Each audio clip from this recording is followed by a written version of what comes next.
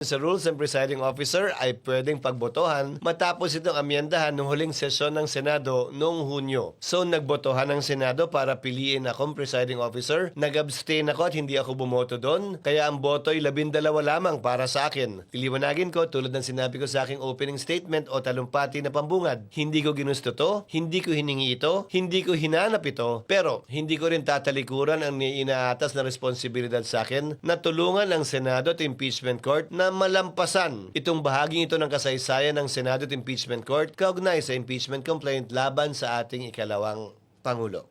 Hi, I'm Joel. I'm musician. Question lang po. Senator, as a presiding officer, do you feel any pressure right now? Wala. Dahil bahagi lang naman siya ng trabahong pwede gampanan ng isang senador kung maatasan siya bilang isang presiding officer. Hindi naman, wala namang pressure.